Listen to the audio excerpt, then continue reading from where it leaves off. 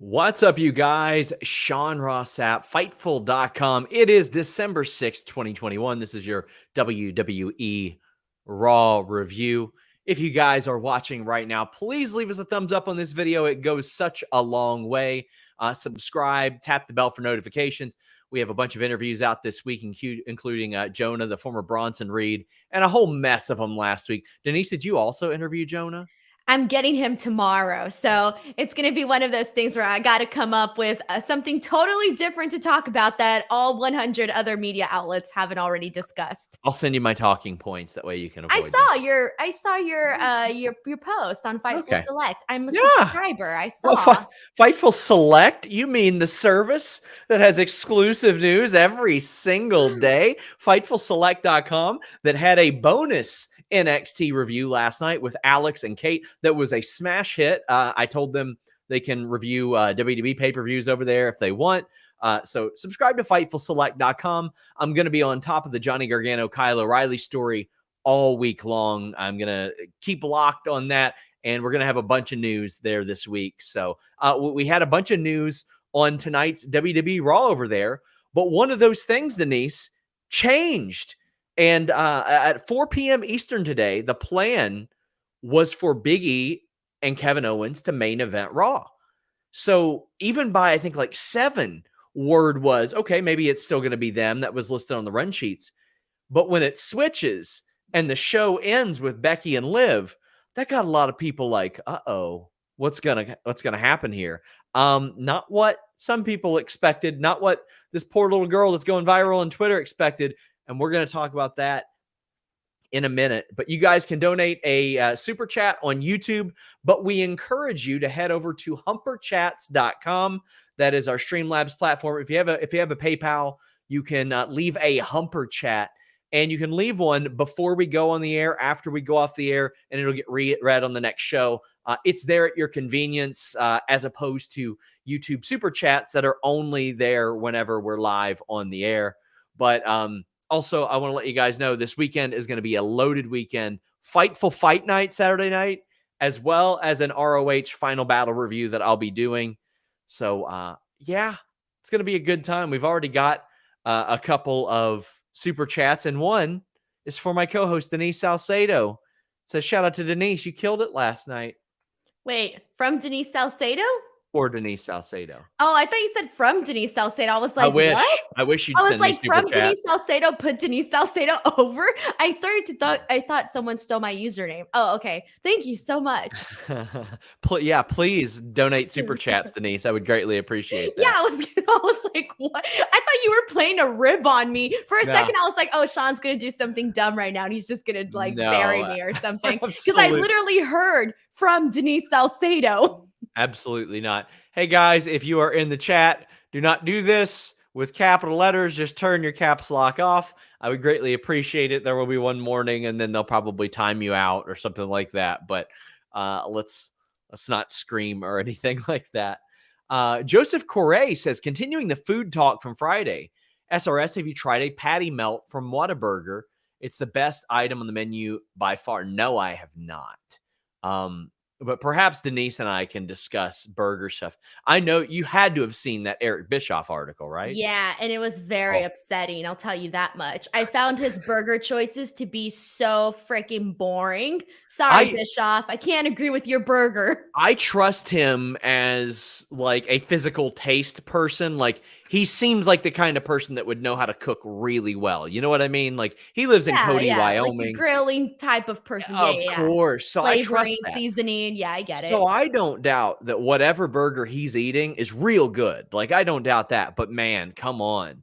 I'm sorry. I got to do cheese. I got to do like Thousand Island sauce, ketchup, all of that good stuff, man. I'm sorry. A hamburger without cheese. I mean, a cheeseburger without cheese. Well, you can do a hamburger, right? But I got to do myself a cheeseburger. I'm sorry. I know cheese is bad for you, but I don't care. It's delicious.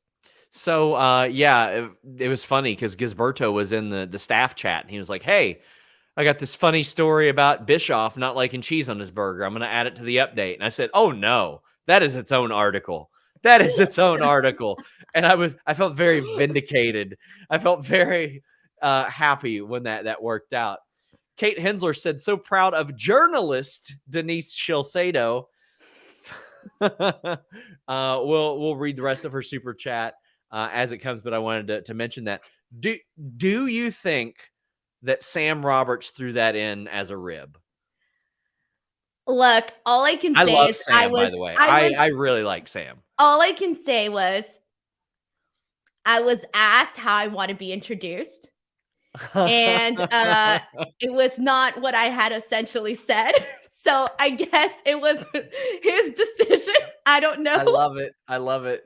And also he did reach out to me and was very kind to me, like prior to the show and everything. So I just want to say thank you for that. I don't know if he did it as a rib or not. I'm sure he did it as a rib. If he did, it made me I loved it. So I mean, whatever.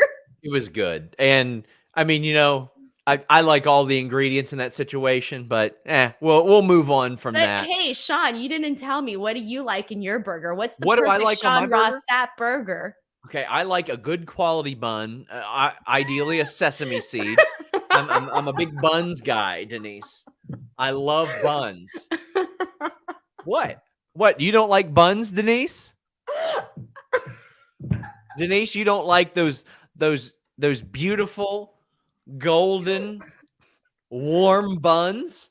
Yes. You don't like eating what's between the buns? Look, I like buns, but I do not like the buns with the sesame seeds on them. I like plain buns, okay? Plain buns. Plain, simple buns. Well, everybody knows when it comes to buns. You know it's all about but I will tell you this though. I do like a big, juicy, thick meat.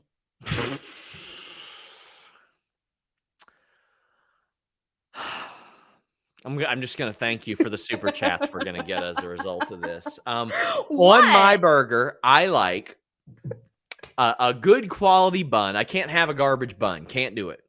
But it's got to have a good quality burger too. I like lean beef. Bison's really good as well. A cold piece of cheese. I like cold cheese. Wait, you don't put the cheese like on the meat and then like grill it at the same time? I can take it like that, but I like a good cold piece of cheese, a freshly sliced tomato. So a good cold tomato too that's been in the fridge. And so you like a really fresh homemade burger. Yes. Is what I'm getting. Okay. Yes, I do. No garbage What do you eat on buns. yours? I told you. Meat, cheese, Thousand Island, ketchup, and the bread. Okay.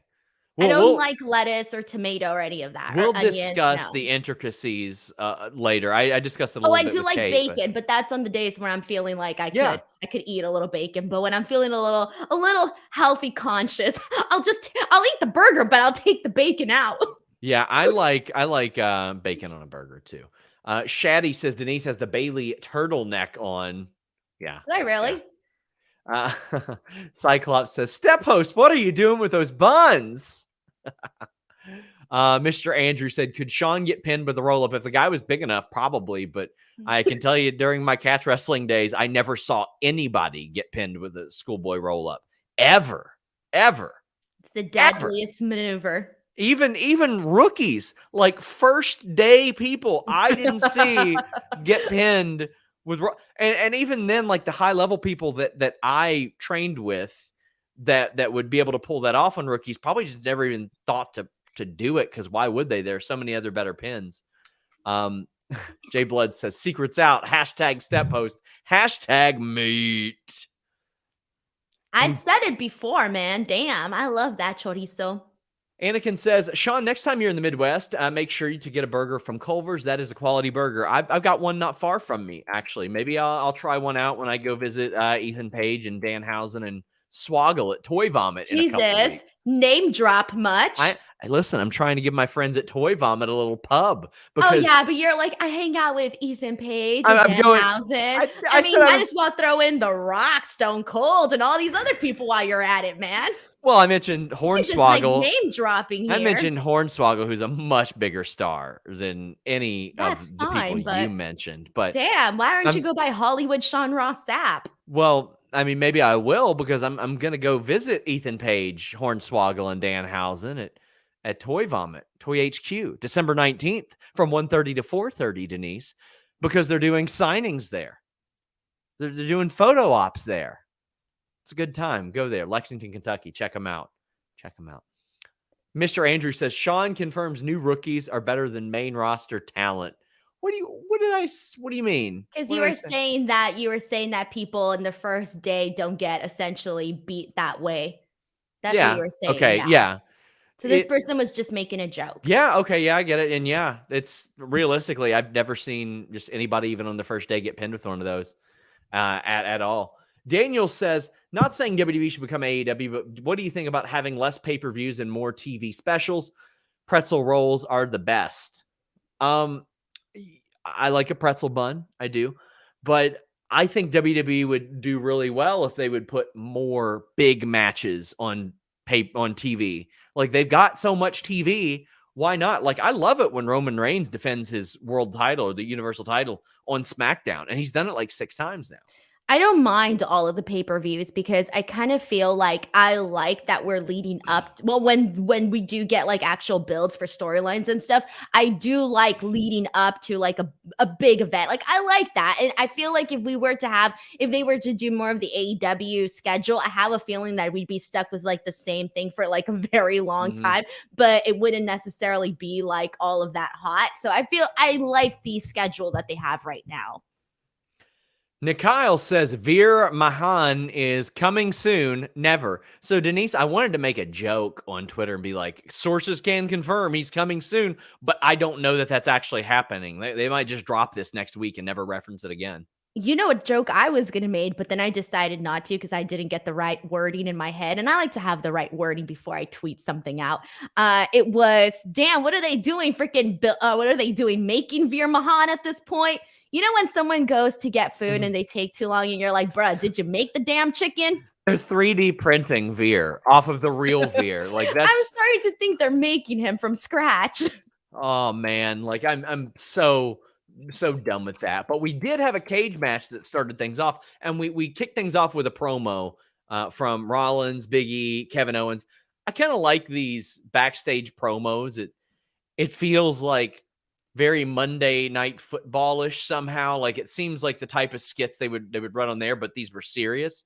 What did you think about the setup to this cage match? I like when they actually promote what's happening on the show. I forgot. I think it was last week's Raw or maybe the week before. They did the way that they promoted the show was a little bit different than they normally do. And I really liked what they did then. I like when they do these ones as well because it just makes it feel a little bit more important. Like if I'm tuning in, I want to be excited for what I'm tuning in for. And these types of things get me, you know, they'll get, in my opinion, they get the average viewer excited to be like, okay, you know, this is the person that's going to be in this match. This is why they want to win. Okay, cool. Let me hear what he has to say. We'll just continue on from there.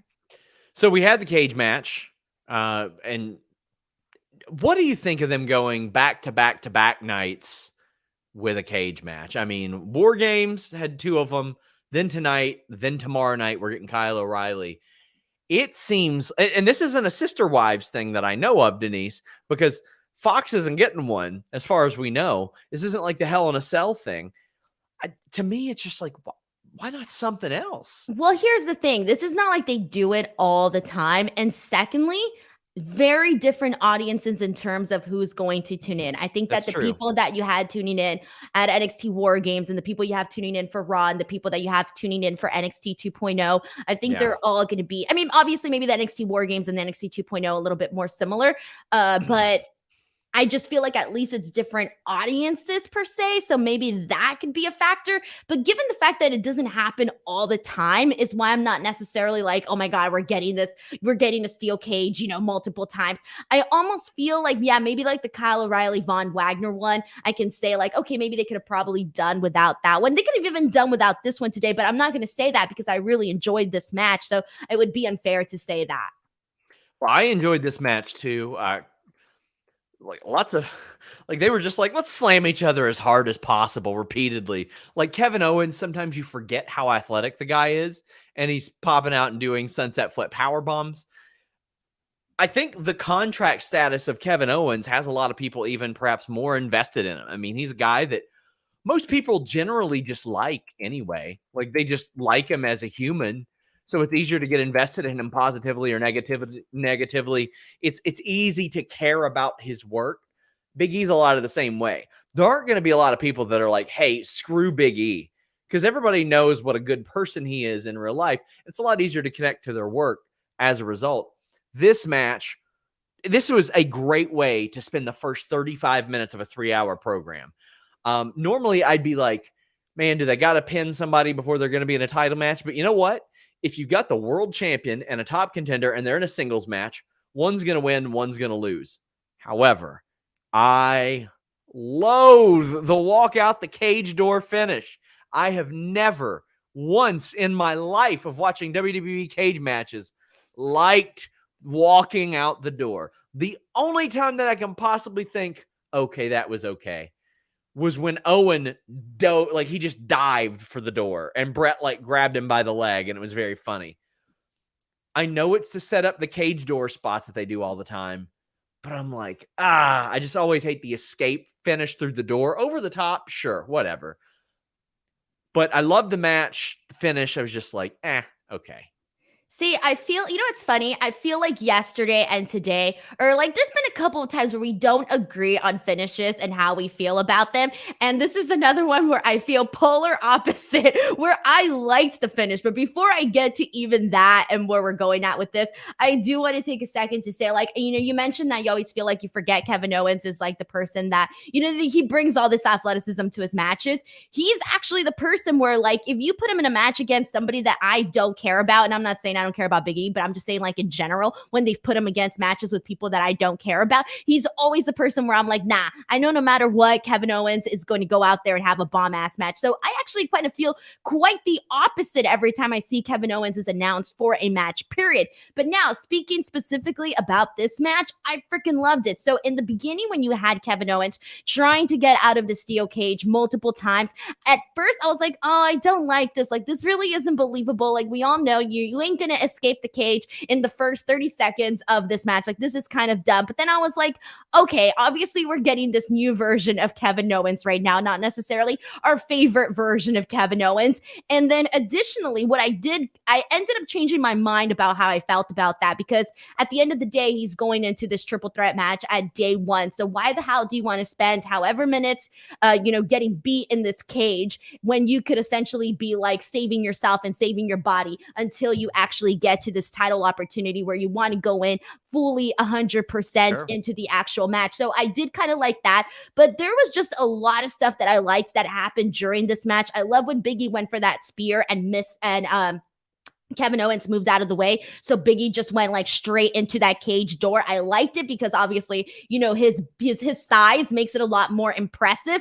I did like when he had, when Big E had Kevin Owens on his shoulder and they were at the top, they were at the turnbuckle. I really liked that because I didn't know where they were going to go with that. They ended up doing like a basic sunset flip. Okay, cool. But I kind of thought that it was going to be something a little bit more. But even then, like kind of like the anticipation of like, hey, what is going to go down here? I ended up liking that a lot. I liked all of the belly to belly suplexes that Big E hit on Kevin Owens. I thought that was really explosive, really fun. And, you know, Big E, when he gets extra hyped, it becomes a lot more exciting. So with that being said, they kind of went through like hell and back during this match. So when the finish finally came and instead, so when he hits the big ending, that was freaking impressive as hell, right? And then he doesn't go for the pin automatically, which was what I was expecting Big E to do. So when he didn't, and when he actually crawled out, the only reason I did not hate this finish is because, one, you still want to keep you don't want to, I personally did not want to see Kevin Owens get pinned heading into this match at day one. I kind of felt that in a way this protected him, and it kind of also continued the story of, hey, these guys literally beat the crap out of each other in the steel cage match. And did Big one of them E, crap? Exactly. And literally Big E could only crawl out of the damn ring, you know? So I like the finish. Literally beat the crap out of him, Denise. Yeah, that's what I'm saying. That's why he crawled out. He couldn't take it anymore. It's just, let me get out. Let me win. Shit his pants, you say. I thought you didn't report news, Denise. Are you Orlando mocking me, says, Sean? I don't know if I should laugh or be insulted. Orlando says, I enjoy the finish with Big E and KO. One match that had a walkout that I liked was Wyatt Cena. You know what? I might have to go back and rewatch that because it's been a long time. It's just I've always hated it almost as a rule to do it. Brandon says escaping the cage is how a heel wins that kind of match. Pinfalls or submission make more sense for a babyface, especially the champion. And for a long time, I don't even think they did pinfalls and submissions in WWF cage matches. It was you had to escape the cage. Back Like in I said, if this wasn't leading into day one, I would have probably had a different opinion. But given that they're leading into that triple threat, I didn't mind this finish. Brandon Campbell says, local ad in my city for Raw in March. Main event is Big E defending against Lashley, Seth, and Owens. Guess that gives away day one. That stuff doesn't mean anything. It does not mean anything. That much I promise you. He might still have the title, but that advertising doesn't mean anything. Normhausen says, Big E in the Festivus singlet popped me as much as Danhausen with the ass boys at WrestleCade. Very nice. I mean, yeah, that I would argue that Danhausen has gotten Billy Gunn's kids over more than AEW has. I mean, I don't even think that's debatable. Like that people like talking about the ass boys. Man, I guess we're the Buns boys, Denise. I'm not a boy, Sean. We're the Buns boys. Yeah, we are. We're the I'm Z. not a boy. We're the Buns boys. BUNZBOYZ. Can we be like bun people? Bun peeps? No, we're the Buns boys. I don't want to be a boy. You want to be a Buns boys. You sure do. Joel said, oh, never mind. I'll read that one when I actually get there. But Michael Keys says, didn't catch Raw, just here to support the Dong Lord and the Step host, I guess. Have a good stream. Michael, the Step host, I guess. We appreciate you so much. Joel Wood. Okay, no, yeah. Anakin says, Owens getting a title shot right before his contract expires makes me wonder, are WWE hoping it will work this time to get him to re-sign when they tried with Bryan and it failed? Could this be a regular thing when a contract is coming up? So, Anakin, funny you mentioned that. Look at how Adam Cole was booked before he left. Look at the send-offs that Kyle O'Reilly and Johnny Gargano are getting. I thought last night was very classy of WWE, how they handled it. Look at Pete Dunne when his contract was just poof up. They weren't like, it wasn't the traditional like burial. And even Dean Ambrose was given a send-off on the Shield's final chapter, but he had made it well known he was going to leave. So I don't like, it's not always going to be like that, but I think you attract more flies with honey than vinegar, I think is the old saying. Yeah.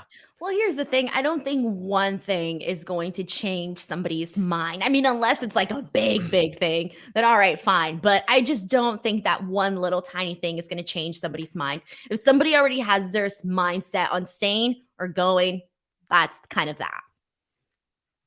Okay. What do we got here? Let me find where my damn super chats are. Joel Wood, there we go. That's what I was getting back to. He says, one walkout I thought ruled was during Kofi and Dolph, when Dolph was crawling towards the door and Kofi just ran and dove through the doorway. That was a good one too. It's just, I hate the rule. That there are people who have made the best of it though. Normhausen says, when buns were men. Well, our buns are boys. Valob says, Denise, you're not a boy, but you are a boy. It's different. Yeah. And now she's a boy with a Z. Denise, everybody wants to be a buns boy. Jesus Christ. If I'm going to be a buns anything, I'm going to be a buns man. I ain't going to be Joseph no boy. Correa says, we need to list in your buns on Wednesday. That's a good one. I like that. Nerd Guru says, I still think right now Raw is better than SmackDown. There's more to like, and even Brock doesn't save SmackDown because I've seen it. Seth, KO, Bex, and Big E rule. I've been watching Raw at about 9:15 again. So you're back to that, Sean. I'm back to that. So, I try to stay a little bit more positive on Twitter because, I mean, you know how people react. Well, people react negatively even when I'm positive about Raw now. I was going to say, does it matter? It doesn't matter, but I'm like, you know what? I can save more of the negativity for here where they can't take me out of context or anything like that. And 1 hour, 45 minutes of me watching Raw straight through is not really hard anymore. I mean, if I was sitting through 3 hours of it, though, Well, I'll tell you, today I sit the 3 hours all the time, unless for some reason I just Yeah. cannot. I didn't think today's show was bad at all. I mean, there were some things that I wasn't a fan of, and I'll talk about them when we get to them. But I think, like, overall as a whole, it wasn't one of those nights where I was like, oh shit, this third hour is killing me. And I don't know if it had to do with maybe I was looking forward to Becky and Liv. I don't know what it had to do with. It was fine. I've hit the weird section of Twitter now, the avatarless. Like, you can't even say anything positive about WWE that you like because you're just furthering their agenda of shitty wrestling. And it's like, man, You know what my, like, the thing that I've noticed, you mentioned, like, if you put something positive, it doesn't matter. If you put something negative, it doesn't matter. The one thing that I noticed that always gets over is if you make funny memes and funny jokes. Yeah, funny memes and funny jokes. That's the one thing that nobody gets mad about. Yeah, At least not yet. It's just like, man, I promise there are better things to pretend to get mad about than what somebody likes or doesn't like about pro wrestling. Because you know what? Your opinion, anybody watching this, means exactly as much as ours on this show or literally anybody else's. Pro Wrestling Podcast says, I think Veer is walking to Raw at this point. He's coming to Raw for 4 weeks. Oh, I think it's 6 weeks. I think it's been 6. It's been since the draft. How long has it been since the draft? Yeah, but after that, they started to run the vignettes. So I don't know when they started the vignettes. Somebody check that out. It was literally right after the draft then, because he was coming to Raw. Yeah. Because he was drafted to Raw, Sean, and he never actually, like, I don't recall him wrestling after he was drafted and then disappearing and then coming back. So it was literally since whenever the draft happened. Cyclops says Monday is for the boys, the Bun Boys. Shauna says Buns Boys theme song. I like big buns and I cannot lie. Love you guys. Keep it up. We love you, Shauna. Oh, keep it with the Buns Boys. I love it. Pro Wrestling Podcast says Hollywood Mr. Sapp. I don't even think I could afford. I don't know if I could afford to live in Hollywood. It's pretty expensive out there. Yeah. You think? I don't know. I live in All Kentucky. my money goes for my rent, Sean. I live in like the 3rd cheapest state in the country. I worked like 20 jobs and I have one pair of the same shoes that I always wear. Oh, I think that was my thing when people were coming at you. I was like what? You're telling her what she can't work? She lives in LA. Like, I got bills, man. Like you want her to sell oranges by the freeway or something? Like, she's got to make money. You know what's funny? And I always think about this joke is like, sometimes like, like I always tell my grandma, I can't even afford to drop dead. Oh, I can't afford no funeral. Damn. Cadillac Carson says, I was wondering who would arrive at their final destination first, Veer or Zaya. Looks like Zaya may win. Yeah, we had a bit of a note on Zaya this past week on Select. She had been at some of the SmackDowns, even though she wasn't on them or wrestling, but she's supposed to debut this next week. Ever the Villain says, key to any good burger, don't overdo the condiments. I agree. I don't necessarily need that many condiments, but yeah, I think the burger has to take center stage there, Denise.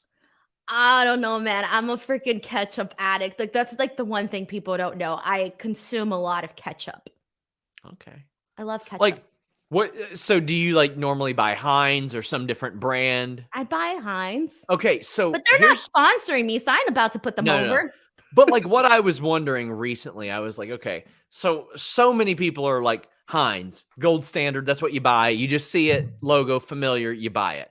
I wonder if there's like some insanely amazing ketchup brand that just like I've never checked out because just by default, I'm like, here you go, Heinz. Sean, I don't buy off-brand. Sorry. I mean, I don't either, but I mean, there might be like some brand that's more superior to Heinz. You know what I mean? Well, that's what you would say to like a bunch of things, though. I'm pretty sure there's like really good stuff up there, but you're so accustomed to like going for the brand stuff that you don't buy. For example, you know those $1 cookies at like the 99-cent store? Mm. I literally freaking love those. And they're off-brand, $1 for like 50 cookies, and they're bomb. Those Dollar General with the cream in the middle.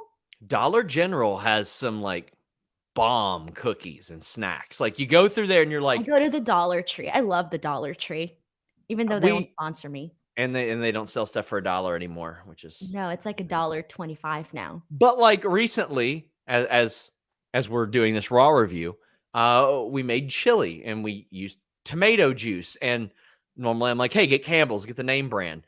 And this most recent time, the chili was better than it's ever been.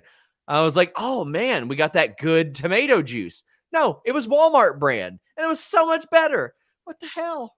But that doesn't count, though. I feel like the store brands, like if you go to the store and you get the store brand, that's like the safe choice.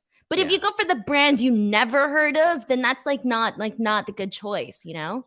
Well, I mean, I had never used Walmart branded tomato juice before this, but I'll tell you what not to get: off-brand Oreos. Those taste like butt. Yeah, they do. They're all bad. Like, it's only Oreos. There are no other cookies like that emulate Oreos that work. It just doesn't work. But the $1 cookies are good, though. I'd suggest, though. I like Oreos without icing too. I don't even like the cream. Sean, I can't with you sometimes. I literally just lick the cream. I will Alicia, get the double stuff and just like lick it.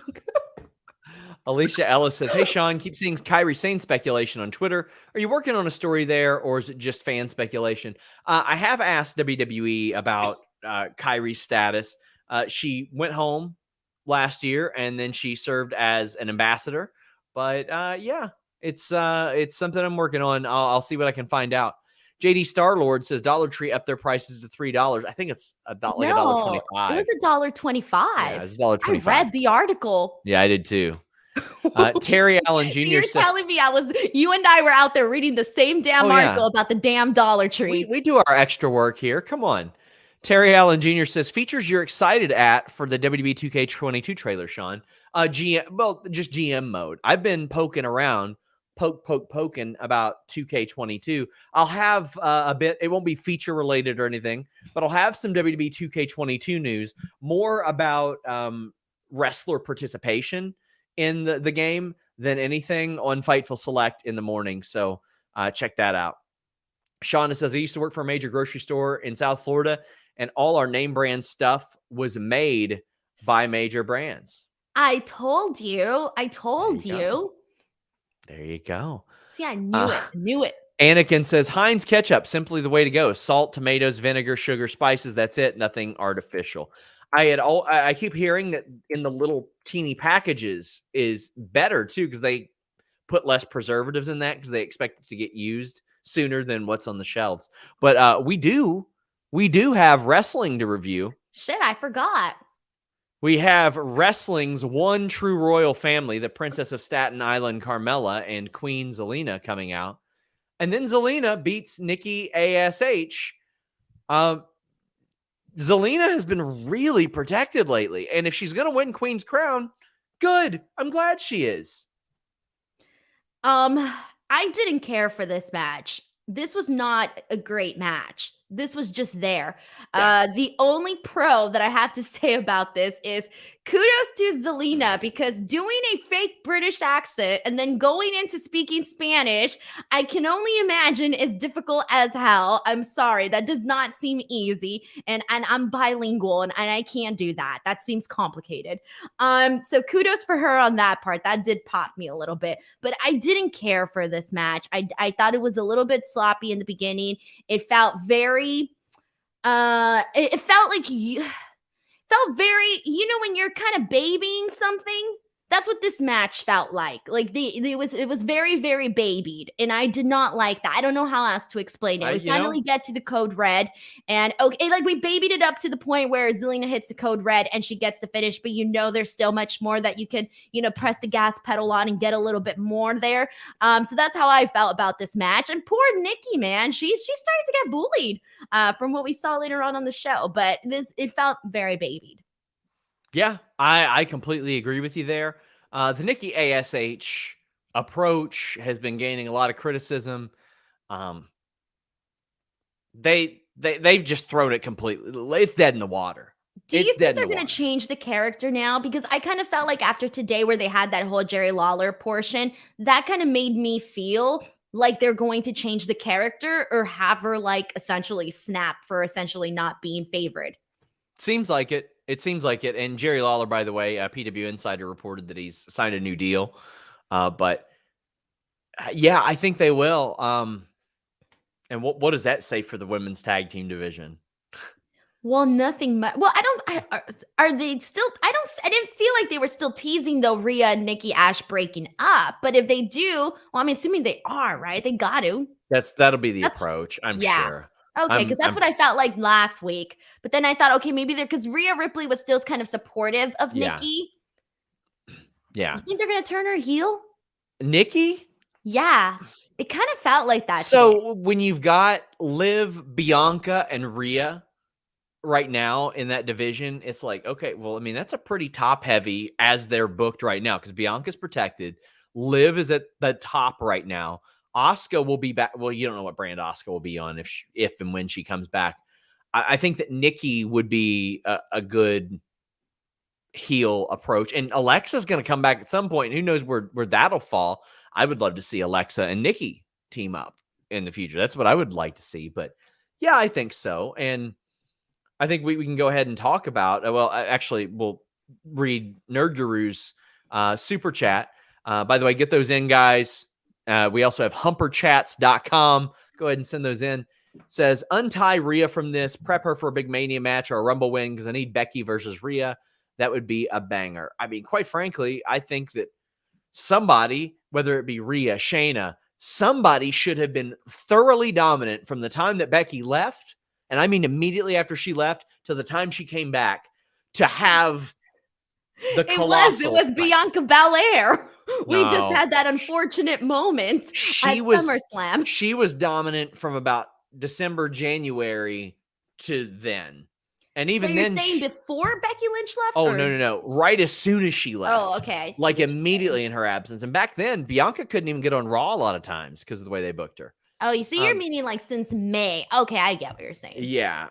So what did you think of that Jerry Lawler backstage segment? Well, honestly, that's what I was kind of more so focused on. I didn't really care about the big reveal of that. I didn't really care. It was obvious that the autograph wasn't intentioned for for Nikki ASH. So I was kind of more of like, oh, who's it going to be? I wasn't expecting it to be Jerry Lawler, but I didn't have the big moment. I didn't have that reaction. It was more so I was thinking, what are they going to change Nikki ASH's character to? Because she was very disappointed. They were being mean to her for being for losing this match. Okay, so that obviously means she's either going to snap or she's going to snap or she's going to they're going to push more into the superheroes having a bad time, but I'm going to get back up because I'm a superhero and this is what I do. So I don't really know which direction they're headed in with that.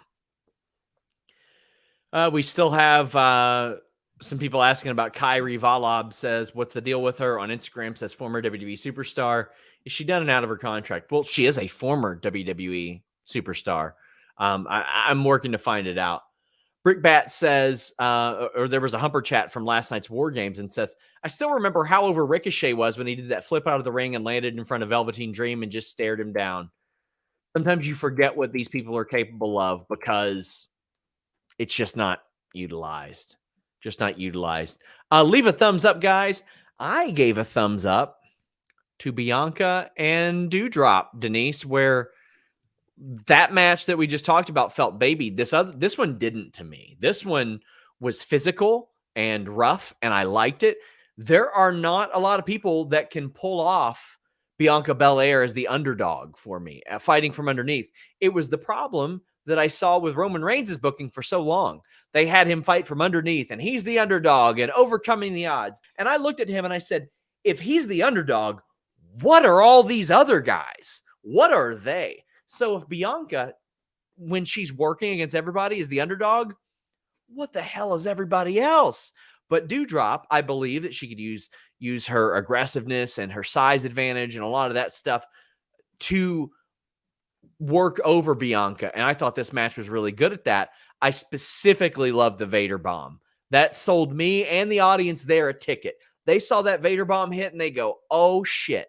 And normally I hate that walk away count out finish. I usually hate that.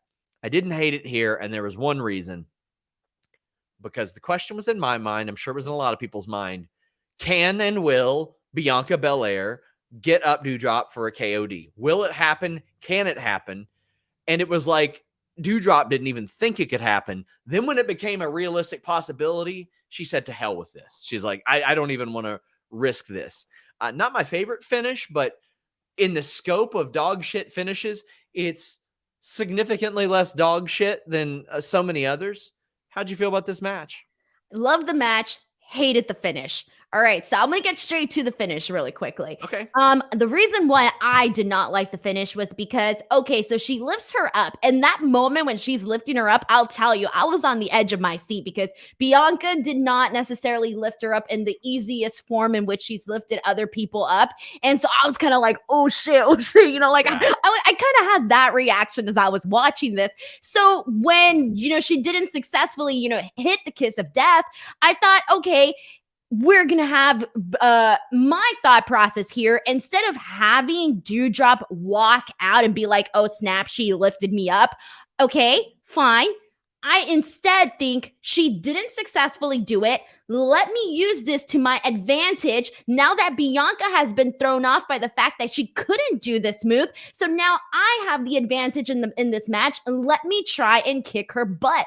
I think that Doudrop would have looked a lot smarter utilizing that moment to her advantage instead of just walking out. You don't walk out when there is a moment where you can actually take over of the match and get the upper hand. That was a pivotal moment for Doudrop to turn this match around, but instead they had her walk out. So I did not see it the same way you did. I saw it more as, now you just made Doudrop look really incredibly dumb in this situation. I gotta agree with you. I think you're right there. If that were me, if I were Doudrop and Bianca collapsed under my weight, I'm choking her out. That's it. Right, exactly. You're like, this is my shot. Ass. Yeah, I agree. So, now, I mean, I do understand the fear of like, oh my God, she got me up, and how you are performative about it. Like, I get that, but I'm just saying, any real situation. Yeah, go ahead. Why would you have the fear? How many people have we seen Bianca Belair lift up? She's lifted up Dude. She lifted up Otis. She lifted up Dolph Ziggler. So why should Doudrop be surprised that she lifted her up? That doesn't make sense to me. I'm sorry. If you do your homework, you realize, okay, this girl is strong. She could lift me up. She didn't successfully hit her move on me. So damn, now let me get the advantage. But I mean, like,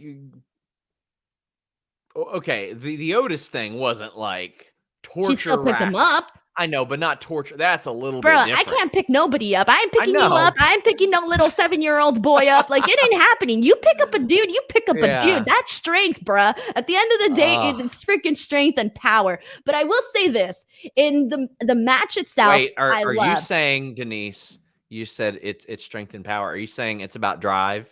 It's about power? Yes, I am. Damn. Okay. So anyways, speaking of the actual match, though, I love that they are doing these Bianca Belair matches where she is up against someone where she does not have the size advantage. I liked what they were doing with her and Tamina. I like that they followed up with her and Doudrop doing this. So for me, I like these types of matches that they've been booking for Bianca Belair. I've been a fan of these, and like literally everything leading up to that splash from Doudrop was very like the kick out when Bianca Belair kicked out, even though I wasn't expecting Bianca Belair to lose this match, even though because of the buildup that they did leading up to that, when she did kick out, I was pretty freaking like, oh, nice. Like, that was good. Okay, so I like that. And then that was pretty much it. I like these matches where they make her have the size advantage because they're putting over her strength, her power, her drive. And I feel like this feud, at least, even though it hasn't set me on fire by any stretch of the imagination, has been set up in a point to where I believe that Doudrop can kick Bianca's ass for a bit of time as well.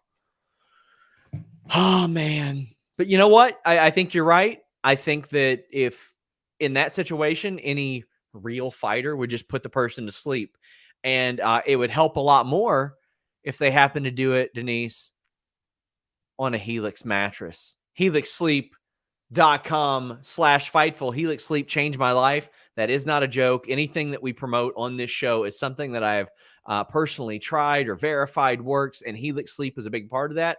During the pandemic, I wanted a new mattress, and I did not want to roll around on a mattress somebody else had been rolling around on at a mattress store. So I looked up some options, and I found Helix Sleep. I ordered their mattress after I took a short quiz. It took just 2 minutes. It matched up my body type and sleep preferences to the perfect mattress for me. And I got the Dusk Luxe mattress. I love it. I've mentioned this before. Before this, I was just a back sleeper. Now I'm a back sleeper and a side sleeper. So not only do I get a better night's sleep, it's a more versatile night's sleep. And versatility is very key. I move around an awful lot, and this helps out a lot. But it's not just that. They have soft, medium, firm mattresses. Ones that will cool you down if you sleep hot, ones that will align your spine to prevent morning aches and pains, and even a Helix Plus mattress for plus-size sleepers. It is the top overall mattress pick by GQ and Wired magazine. Go to helixsleep.com/Fightful. Take their 2-minute sleep quiz. They'll match you to a customized mattress that gives you the best sleep of your life. And they have a 10-year warranty, and you get to try it out for 100 nights risk-free. I invested in my sleep. There was... For so long, I was like, you know what? I'll order this big hunk of memory foam off of Amazon. And it just didn't work. It caused me some back problems. And then last year, I was like, I'm going to invest in my sleep. Ideally, you're in your bed a third of your life anyway. So it was big for me. And then when I hit them up and said, let's do some work together, they did. And you know what? Now we got helixsleep.com/Fightful. And they're offering up to $200 off all mattress orders and 2 free pillows for our listeners. You can try it for 100 nights risk-free. If you don't like it, they'll come and pick it up from you. helixsleep.com/Fightful. And you know what? They are at Helix Sleep on Twitter. It would be awful nice if you all would go over there and just tell them, you know what? Fightful sent us. And speaking of Helix, even though this is not a paid ad, I got another couch from Allform, which is related to Helix. Put that thing together this week, and it's sitting right over there in my office right now, and that's wonderful too. Oh, Denise. Yes, present. JW Pringle says he'd love to see Alexa come back in a backstage segment, walk up to Nikki, say something along the lines of, sorry, I wasn't feeling myself for a while. Ready for our next match? How do you think Alexa comes back? I don't know. I feel like they put so much effort and so much work into this. You know, I don't even know what are we calling the old Alexa Bliss? I don't even know what to call her. The Fiendess, maybe? The Fiend Alexa Bliss. I don't. The Lily version doll Alexa Bliss. I feel like they put so much work into that I can't imagine them completely undoing it. So I feel like we still might get like shades of that. I just don't feel like it's going to be like she's going to come back and she's going to be like Little Miss Bliss, Alexa Bliss. I don't know. You either just come back and have her be like, don't remember what happened, or you kind of have her come back as still the same character, but kind of, a little bit different, maybe a little bit tweaked. Jeff Hobbs says, have you heard anything about Jeff Hardy over the weekend? Hope he's okay. Who do you got in the Rumble matches? Right now, I got Braun Breaker and 2 horsewomen. I don't know which 2. I just think 2 horsewomen might end up winning that. The Jeff Hardy thing was what it was. Matt said that he's home. He's doing better. They did send him home. Best wishes, Jeff Hardy. Hope whatever was going on gets better. DJ Bryan says, Denise, I'm sorry, Salcedo. I don't get it. Unless it's a reference to the South Park thing. But JW Pringle says, mental health moment. It's a hard time of year for a lot of people, myself included. If you think you need help, please reach out. It's okay to take care of yourself. You're worth helping. We need you here with us. As always, guys, when he sends this, I'd like to encourage you guys to check out at Nami Communicate on Twitter. They do an awful lot of work. I participated in a lot of their walks for years, and they do some really great stuff and have an incredible number of resources. Damian Priest's open challenge. He beats Bobby Roode. To me, this was a decent match. I knew who the winner was going to be, and I'm okay with that because Damian Priest is heavily protected. I think now, Denise, 28 singles matches, and he has not been pinned or submitted once. This doesn't include like the Royal Rumble or Battle Royals or that weird handicap match, but it's hard to believe, Denise. You got to think right now, if WWE could have back that stupid Miz roll up with his pants around his ankles, like there's no way they'd do that now. Why do you got to keep reminding me, Sean? Like I successfully remove it from my head all the time. You just got to keep reminding me. Priest is booked well, then Dolph Ziggler attacks him. To me, I don't have a problem with this. It is Damian Priest beating a new challenger and setting up another one who he's going to beat as well. I thought this was harmless. Didn't set the world on fire, but I like Damian Priest, and I really like that they're booking him strong, because if you're going to have him in a foregone conclusion result match, at least have him win it. I don't want to see the championship contenders match.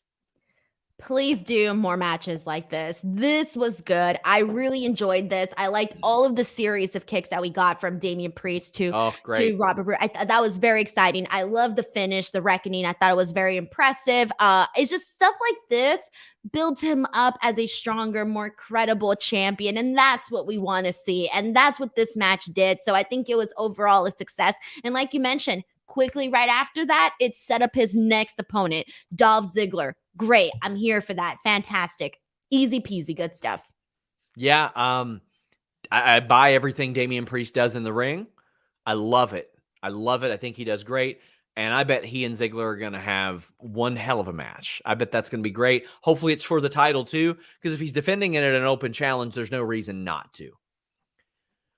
RK-Bro is backstage, and Randy Orton will not put on a blazer that Riddle has for him. Well, why do they have blazers? Because Riddle is hosting a tournament, but he's also serving as a journalist, Denise. I, for one, believe he needs to decide whether he's going to be a journalist or a wrestler. I don't think he can be both. And I am staunch on that belief. Actually not. Please don't take this seriously, anybody. But Randy Orton eventually does throw this jacket on.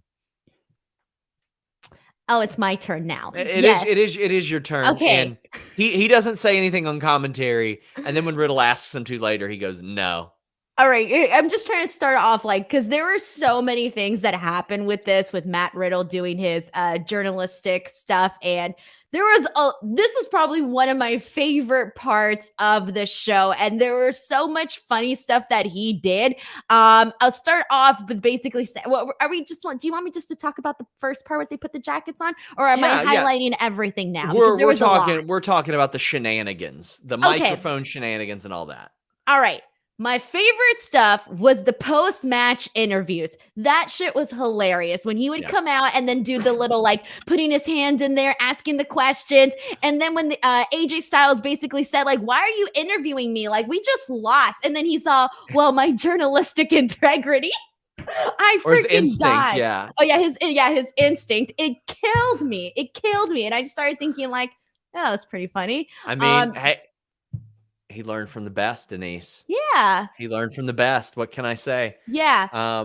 And then I'll finish the rest of it afterwards, actually. Well, this was for the RKBronament, which had Street Profits against AJ and Omos. And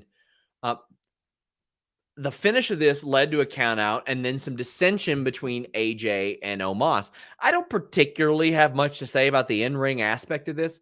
There wasn't anything to say. This was not great. Exactly. Then, and I'll kind of lump all these together, we had Mysterios against Alpha Academy. I loathe the roll-up finish. Loathe it. I will say, and also, I don't buy Dominic Mysterio ever doing that to Chad Gable in any situation. Even if there was a fire, I don't care. That ain't happening. But I want to give Dominic credit where it's due. That's one of the best roll-ups I've ever seen, because all the time, Denise, I'm bitching about how they'll roll somebody up and they're just laying there, no weight on their shoulders, and they're not just putting their shoulders up.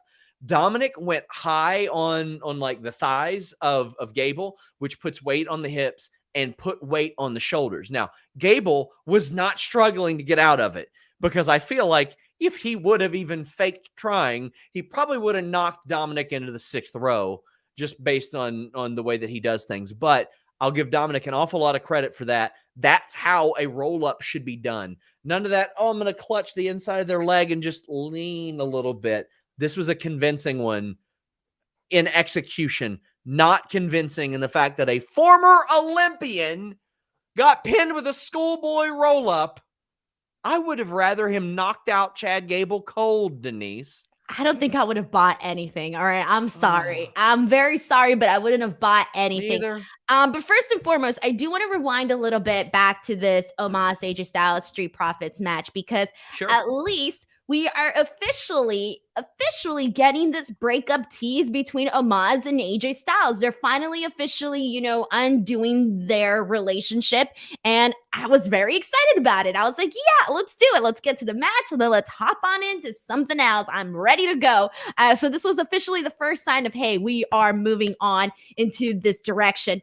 And then let me ask you, where would you do it at? Would you like stretch it until WrestleMania? Because doing the spot where AJ eliminates Omos or vice versa, I know it's like 4 or 5 months away. No, sorry. I would do it at either Day 1 or Royal Rumble. Have that match with Omos and AJ Styles. Either Day 1 or Royal Rumble. Having one of them eliminate the other one is such an easy like storyline crutch to further that. Yeah, but think of all the time that's spent in between. I know. What are they going to do? Well, that's the thing. They always do. You could literally do please. But here's what I think about that, Denise. What's Omos going to do after that? Like, I don't know. Put him in a match with Ricochet. Yeah, I guess. But I think the longer you can have AJ hold Omos's hand on live events and stuff like that, the better. Take the training wheels off already, all right? Oh, did catch that Matt Riddle called him Omos? Yeah. Yeah, they were in the same recruiting class too. They're buddies.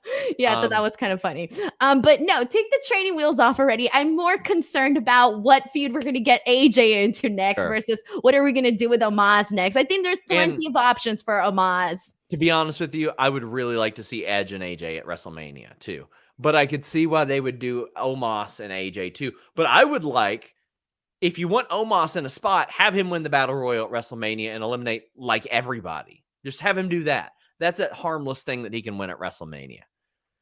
We have a super chat from Kevin Dunn. Stop with the camera cuts. It says, can WWE stop with the fake cheers and boos? Thoughts? I hate it. I hate it, Denise, because the reason I was so excited about fans coming back so we could hear the fans. But as it turns out, nobody wants to make any noise there. And I completely understand that given the trajectory of some of the booking. But, it's so annoying. Annoying. I don't know what to say, man. But I do want to say one more thing about the Otis thing and the Alpha Academy thing. When Otis picked up Matt Riddle and Matt Riddle was like, I'm a journalist. I'm a journalist. That killed me. That was my favorite thing ever. And I wanted to like die of happiness.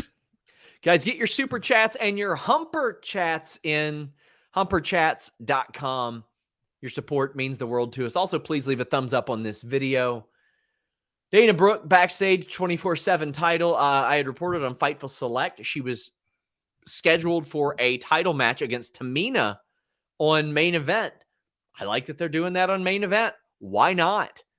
Here's my question, Sean, and I'm sorry if this is a dumb question, but what the hell is the upside to being 24/7 champion? And I want a serious answer, because why the frick would I want a championship where for 24/7 I got to be watching out to see if someone's going to come and get me? I'm sorry, but what is the upside? I would love Corey Graves, who is absolutely watching this, for sure watching this. What else has he got to do?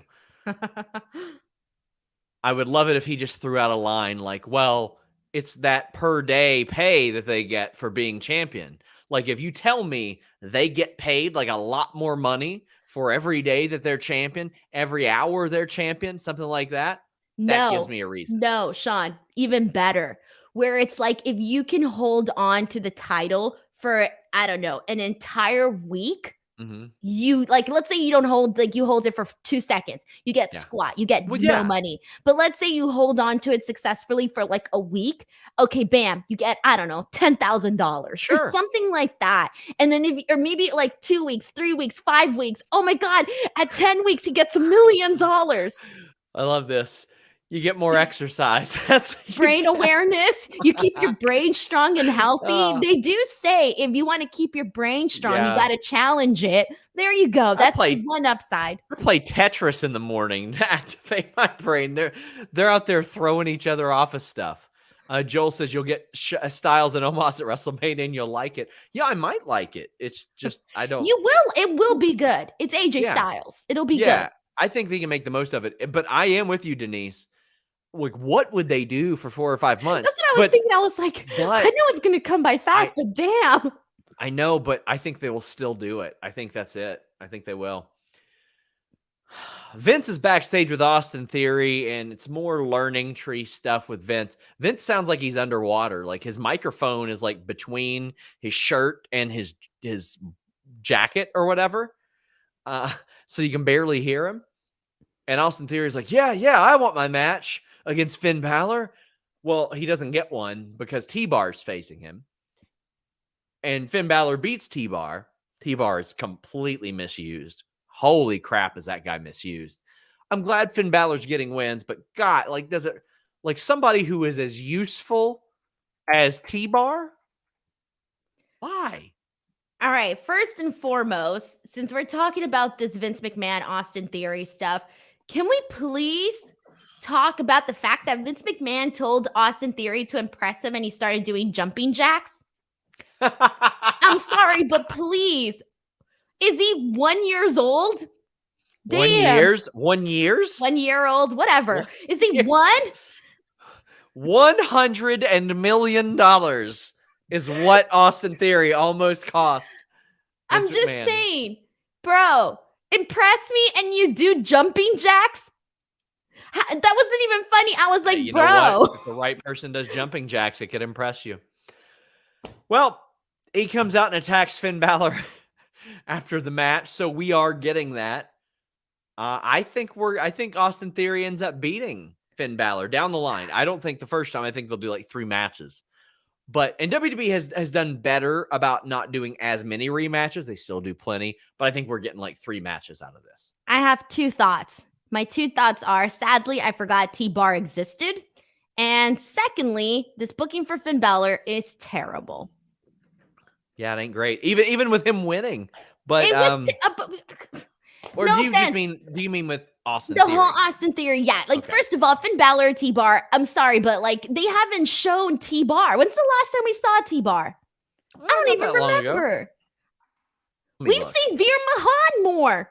I mean, kind of. We've seen him We coming. have. Well, I don't want to say We that. have, Sean. We at least get Survivor Series. He was in the Battle Royal at Survivor Series, but besides I'm that, not gonna remember that. Besides I'm that, talking yeah, Raw. Besides that, yeah, it was that no DQ match against Damian Priest that was a lot of fun. When the hell was that? Where they went through all that stuff in the no DQ match they had at the beginning of November. Because remember, they had the DQ that 1 week, and then, yeah. But other than that, those were the only Raw matches he's had since the draft. All right, well, there you go. I didn't even remember that. The point that I'm trying to get at here is that, sadly, I just couldn't get interested in that. And then secondly, Austin Theory laying out Finn Balor. I'm sorry. Not believable. It's as believable as freaking Dominic freaking pinning freaking Chad Gable. It's the same levels here, bro. I get more offended by Dominic pinning Chad Gable. I know. Every time I think about it. Volab says, Denise not doing numbers right, does numbers for everybody else. I love it. I love it. Keep those chats rolling in, my friends. Thanks. Kate Denise Hensler doesn't do numbers. So actually, Nerd Guru says, what's less relevant right now, the 24/7 title or Intercontinental title? Intercontinental. It's never defended. Nakamura hasn't defended that thing in like 2 months, Denise. Dude, right now when you said it, I was like, shit, who's Intercontinental champion? Exactly. I watch the products every week, and I had to wait for you to say Shinsuke Nakamura to remember. Exactly. That tells you everything. Guys, we are heading down the home stretch. We have Miz TV in the main event to talk about, so get your chats in, leave those thumbs up, and of course, check out Fightful all week long. We've got so many interviews, stories, exclusives, and especially over on FightfulSelect.com. But if you want some more, we've got Fightful Magazine. Check it out. Cover story on Darby Allin. We've got Shaza McKenzie and Taylor Hendricks, who both wrote for us. Taylor did a touching tribute to Daphne Unger. We have the return of Becky Lynch, an exclusive interview with the greatest amateur wrestler of all time, Dominic Mysterio. He pinned Chad Gable tonight. And we look at retro gaming, wrestling mega fans, a lot more digital and physical editions available now. Kate Hensler says, felt like Edge and Miz segment really mirrored Punk, Danielson, Kingston, Partner. I also felt like it felt more real. Happy Monday to 2 superstars. I liked this a lot, Denise. This was Edge coming out here and being like, all right, you're going to be a twat to me, so I'm going to be a twat to you. He's like, yes, you worked hard, but you also had to overcome a stigma you set on yourself. Like, Edge established, yes, Miz, it was going to be harder on you for you coming into the locker room with the background of the Real World and MTV and all that. But also, Miz, you made it a lot more difficult on yourself. You didn't make things easier for yourself. And I think Edge pointing that out, it was great. Miz talked about his $9,000 shoes. First off, I want to say his shoes can piss off. Me and Edge have the same shoe guy, Denise. Humble brag right there. Did you see his beautiful shoes that were made by Glaciers of Ice Kicks? Did you see them, Denise? I saw them. They're pretty. They're beautiful. They're great. Shout out to Glaciers of Ice Kicks. Worth way more than $9,000, Denise. It was $9 and $1 million, as you would say. Beautiful things. Beautiful shoes. The brood painted on the back of them. Oh, my God. They were wonderful. This promo is effective storytelling. Simple. I dug it. And also, Mrs. Shoes were not as good as mine or Edge's. Okay, first of all, I liked the Mrs. Shoes because they were shiny and they were glittery. Piss off. And I like shiny shoes, so I liked his shoes. No. Secondly, no. Muted. No, my shoes are better. Edge's shoes are better. Glaciers of Ice Kicks. Thank you. Are we done? GOI Kicks on Twitter. GOI Kicks on Twitter. Thank you. Okay, now that I am unmuted, so I can't even see. This is what I mean. You're telling people here that they can have their own opinion. I put over the guy's shoes, and it's like, don't speak to. Muted. Brandon Campbell says, Sean said, we saw Veer coming. That popped me. Yeah, I had to stop myself after I said that one. Was not happy with that. Somebody said, look at this chat. Denise sounds like a goldfish. She likes shiny things. What the frick is wrong with shiny things? Oh, damn. God. Denise. I'm sorry. I don't get it. Shiny things like the Fightful Championship belt available now at shop.fightful.com. You know, Sean, every single time I come on, every time it's Monday, I think, you know what? I'm going to go in with a different mindset. I'm going to go into the Raw post show. I'm going to be respectable. I'm going to be respectful. Whatever. I'm going to have a good time, right? It's going to be a relaxed show. We don't have a good time. And then I come on here and you like literally piss me off, trigger me, and bring up my freaking stress levels.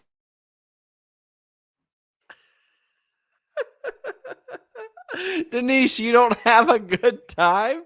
No, I do not. Every Monday, I think to myself, every Monday, I think, you know what? I got to go look for a new job every Monday. I haven't even talked about this segment because you haven't even let me. For the record, I want to say it wasn't the shoes Edge was wearing. I was bragging about. It was the customs that he had made. Brian Mahoney says Miz is an overachiever in sports entertainment, gross underachiever as a pro wrestler. That's why it's an insult to be compared to him. Do you agree with that sentiment, Denise? I like everything that the Miz does outside of WWE. I respect what he has done outside the company. And with the company, obviously, obviously good work for him and all of that good stuff. I'm not the biggest fan, but whatever. In regards to this actual segment, though, what I did want to say is that I have hated literally every single Miz TV that there has been. I am not a fan of any of the Miz TVs. I hate the Miz TV stuff. Like, I hate it. They're very formulaic. They're very formulaic. I hate them, okay? With that being said, I did not hate this Miz TV. This was probably the first one that I will say I actually enjoyed, actually paid attention to, and was somewhat invested into what they were doing and what they were saying. And the reason for that is that I know everybody's saying, oh, they're trying to mirror CM Punk and Eddie Kingston and all of that. Man, you know what? In this sense, I would say, you know what? So what? At least it's good. It's better than what we could be getting. It's better than what we were getting in the past, man, of this serious approach. I don't want to see Edge in this goofy storyline with The Miz where it could be about drip and slime and all of that other random stuff that we've seen on Raw. Let it be about how, their journey was earlier, how, maybe The Miz feels he didn't get the respect that he needed. I liked all of that backstory. It felt interesting to me. So, and that's saying a lot considering that I've hated literally every single Miz TV. So I want more stuff like this. If you're going to do Miz TV, do this. This is the right way to go about it. This is the way for me to change my mind about things. Now, do I want to see The Miz become WWE champion? No, but I still, at least this I can get behind. Shauna says, Denise obviously has no siblings. This is typical sibling banter. I was an only child for 13 years. There you go. Which explains a lot of my issues. You have a sibling now, step host. Robert Cruz says, agree 100% with Denise. A couple months ago, they needed an assist from kayfabe God to beat Balor. Now Balor is stuck in the mid-card. I would have more of a problem with it if he was losing in the mid-card right now. But Finn Balor is not the guy that we should just be happy that he's getting wins over mid-card guys. Hell no, this is Finn Balor. I'm sorry, but he needs to be treated cream of the he needs to be treated like a freaking star and booked like a star. Finn Balor's don't grow on your tree every single day. I'm sorry. Main event segment, Denise. They leaned heavy on the Liv stuff. They're like, here's her upbringing and all this stuff. They really made it feel like it was going to be her night. So first off, I want to discuss some of the problems I have with WWE booking, because this could have been the night and it could have been huge. Now, her fans were very excited for this. I see plenty of Liv stans on Twitter. Shout out to our friend Taryn, who is the funniest human being on the face of the earth.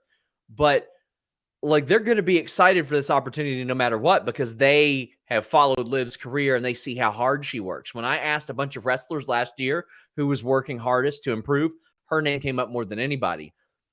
WWE far too often relies on that. They rely on a hardworking superstar's fan base to just embrace that moment despite the shitty booking in which has preceded it. And we saw it over and over. We saw it with Bianca and Sasha. Shitty booking. Great video the night of WrestleMania. Amazing all-time classic match. And a cool moment. But WWE does this so much. They rely on the very loyal fan base to support that very good, hardworking, honest person that quite frankly, Big E, Liv Morgan have extended better on their own than WWE has in so many senses, and they rely on that. That's frustrating to me. Also, WWE has this weird insistence of just never doing first time ever on pay-per-view. First time ever, big main event match, definitive ending, winner, loser, no shenanigans. I love that Liv is in this spot because she deserves it. She works really, really hard. Becky Lynch is awesome. She's a megastar. I liked the match. There was one spot that I thought was a little rough. It was when Becky went for a low ankle pick. She missed, and Liv just kind of had to stand there looking around like, oh, what's going on? Other than that, I loved the code breaker variations that Liv did on the floor. Ouch. I'm always a sucker for that spot where they get yanked out of the corner and they hit. I like the pin attempts and combinations. Let's talk about the match first before we talk about the booking that I just ranted about for 10 minutes. All right. So first and foremost, speaking just of the match, I will say that I loved first of all, I love that they gave it time. I didn't time it, but I did see that it was I think it was around the 35-minute mark around there of the third hour where it began. So they gave it a good amount of time. I really liked that because they were able to work a longer match, obviously. Okay, period. But what I specifically liked at the top of this match was that the way that they were working it was that they were kind of showing off to each other, where we all know that Becky underestimates Liv Morgan. She doesn't see Liv Morgan on her level. And so you kind of had them kind of one-upping each other a little bit during this like first portion of the match, which what I really enjoyed, like that exchange and all of that. And I think we had like 2 commercial breaks. So everything before the first commercial break really got me like invested into it. I would kind of say that in the middle, they did lose me just a little bit, but they kind of brought me back really quickly. I liked, let me see what I liked here. So I liked the double knees to the face from Liv Morgan to Becky Lynch. I really enjoyed that when she did that out on the outside. I enjoyed that. I liked her going for that dive. I thought that was a pretty cool spot as well. Liv really sold that superplex from Becky Lynch too. I thought that was kind of like, okay, I like the way she did that. Cool. I enjoyed that. And then when Liv Morgan at one point just got like really frustrated with Becky Lynch and was just like literally stomping her on the back, I enjoyed that as well. And then, yeah, that's how I felt about like the actual match. Joel Wood says it was her first title match ever and against Becky Lynch. It'd be hard for me to suspend my disbelief if she did win. People don't care about the chase anymore. There was no chase. They abruptly booked this. Like it was a matter of a few weeks and a couple comments from Becky Lynch. That was it. There was no significant build to this. It came out of left field, out of nowhere, and they relied on Liv having that fantastic fan base, that loyal fan base, and Becky being a megastar to sell it as best they could on like this short thing. They could have booked a chase, Denise. They just didn't. Personally, that is why, like, I love Liv Morgan, and she came out here and she was very happy. And for a second when personally, I was never expecting her to win this match ever. Okay. It wouldn't have made sense to me. I thought that, like, you mentioned this coming out of left field. I personally thought that it would have been a nice feel-good moment to have Liv Morgan win this match, but personally, I just didn't think like if this was the time to do it, I didn't think this was the time to essentially pull the plug on that. I still think that there's still more of a story to tell with Liv Morgan, and I'm always about the chase. That's how I feel. Like, someone just mentioned that people don't care about the chase anymore. I still do. I'm that person. For me, this night did not feel like it should be the night where Liv Morgan wins the title. And I get it. A lot of people would have wanted that. But I just personally didn't feel like it was it. But when they did the package and when she came out and she was like really happy, I started thinking like either she's really happy because she's going to win the bout tonight, or you know what? She's just happy, man. Like she's in the main event against Becky Lynch for the title. Where are they going with that? That's one of the how do I put this? That's one of the good attributes of a good worker, because so often you'll see people come out there with the dreaded boo-boo face, and they're going to lose. They're going to lose. Sheila says, did it seem like there's a disconnect with Liv having a huge support with the online fans, but the live fans not reacting the same? Yeah, but quite honestly, there are very few acts that I see consistently get reacted to by WWE fans. It is a different audience, and WWE has cultivated that audience for a long time. But yeah, I think so for sure. James Kneecapper says, Raw goes off the air with a young Becky seething in disappointment at the crowd. Yeah, I do see the comparison. Yeah, I like that a lot. There was a little girl who was shown on screen. She was not happy by and all her dad this. was just like laughing. It was hilarious. Yeah. I loved it. KW says, I wanted Liv to win. She didn't. Now I'm sad. Hope she wins the Royal Rumble. That would be a nice approach. If Becky was just avoiding, and then Liv won the Royal Rumble, that could be good. But a lot of it depends on what they set up for day one. I kind of hope Becky's like, no, you don't get a shot at day one. I already beat you.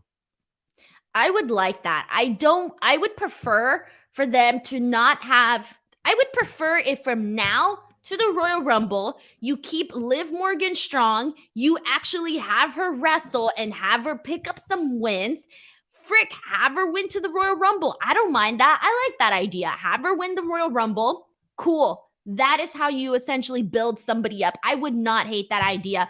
But that's if that's the person that they eventually want to go with, and if they actually want to give her the ballot. Because if they want to actually have her become champion, then I would have her win the Royal Rumble. If she's not going to be champion, I don't know if I would necessarily want her to win the Royal Rumble. I don't know. I'm a little bit torn on that. And then Cyclops is saying, I still think Bianca should be the one to beat Becky. A whole lot of people do. See, we can't even forget about that. No, they've left that so unresolved. They've left it so unresolved. Brian Mahoney says the Daniel Bryan storyline is simultaneously one of the best and worst things that ever happened to WWE. Not everyone is Daniel Bryan, but babyfaces on the cusp were booked that way. Oh, buddy. And that was unintentional. They forced the hand. That's what WWE does. They think, oh, if we book this person like shit long enough, eventually their fan base will rise up and not give us any other choice. It happens all the time. Mod Motar says, I think today's booking was good for Liv. I think she might win the Rumble. We're starting to see a lot of that now. There's finally a name now. We didn't even have a name before that we were considering to even win the Royal Rumble. So now we at least have a name. Ricardo says he thinks that Liv deserves better than a schmaz main event to a silent, dead crowd. Well, you can't affect the crowd, but you could have built this a lot better. You could have started this build much sooner, much heavier, much better, I think. See, that's why it wasn't the right night for this to actually happen. Now I'm glad that they did it. Spencer Shields says, how would you have felt if Liv won? It could have been an incredible surprise, but not sure if it would have been the right call at this time. Again, that's what I was mentioning. I don't know if it would have been the right call at this time, but they could have booked this to where it would have been the right time. They could have created it to where they had an all-time classic moment, but the build, they just don't care enough to build that. You want to know what was going to happen? This is my prediction. She would have won. Great. They would have had this buzz for like 24 hours on like social media. Everybody like, oh my God, congratulations, Liv Morgan. And then next week, they probably would have just done something where it's like completely where they had zero follow-up plans to her as champion. And then within 2 weeks, you'd have somebody on Twitter looking She'd have the Nikki ASH run. There'd be somebody on Twitter looking for engagement saying, well, we're 2 weeks into Liv Morgan's run, and I think it's kind of been a flop. Like, that's just what always happened. Everybody's thing is a flop. JoJo says, hey, Sean, Denise, expected more from the main event. Felt underwhelming. Liv was off a bit. The crowd was dead. Becky retained as she should. I mean, I think we're going to see the real work whenever the big moment happens. I think this was a solid main event. Didn't blow me out of the water or anything. Nick Kyle says, why are refs so stupid in Becky matches now? That's a trope that I want to see get eliminated. The stupid ass ref. Like, let's not bury the refs as much. Let's reestablish some of them. Give them personalities. Like, I've been saying that for a long time. Give refs that are easier to pull the wool over their eyes and ones that are no nonsense. I'm more of like, I don't really care for like that much for referees having personalities. I'm more of just to go and if invisible to me, make the right calls, etc. Sure. I don't want them to like cut promos or anything. I just want there to be refs that are like, heels don't want Aubrey Edwards reffing their matches because they know she's going to be paying attention to everything. They want Rick Knox. Good. Yeah. They want Rick Knox because he's the blind old man. And it's like, what? Okay. Nerd Guru says Becky versus Liv match ruled. No one's hurt by that. Becky keeps her bad guy win streak while pushing Liv over more. Becky makes her opponents and loss. Liv to win the Rumble, if not Bianca or Rhea. I don't know if Liv was made by that loss, but I don't think Liv's hurt by the loss because how could she possibly be more hurt than the non-booking they've given her for the years prior? I don't think it was necessarily like a star-making performance, but it did give her more credibility. And at the end of the day, we're sitting here talking about her when we probably would have they not done this story to begin with. So I wouldn't say like, oh my, because a star-making performance when you see one. This probably wasn't why are you laughing? This probably wasn't it, but I still think that, she did gain something from it. I just got a DM from a wrestler, and it's somebody who had tweeted Lance Storm. Lance Storm was talking about Veer. And Lance goes, is he walking to Raw from India? And somebody said, maybe he veered in the wrong direction. Oh, no. Okay, that's good. It just popped up. Yeah. KZ says, do you know if there's any other plans for the Liv Becky match? Different endings or something? Do you think Liv deserved a win? What are your thoughts on what's next for Liv? I don't want a rematch. I don't want her to work back up to win Royal Rumble. I think this was the plan. I don't think her winning was the plan. Right. I don't think the win was a plan. I would like to see her work back up and at the very least be one of the final 4 in the Royal Rumble. Like she needs a good Royal Rumble showing. Yeah, exactly. I mean, you had Rhea Ripley as, a final, and she ended up winning, the Raw Women's Championship. So she had that going for her for a bit. Tremaine has a bunch of Humper chats. Big thank you, Tremaine. He says, Denise, don't bring up Nikki. Pain.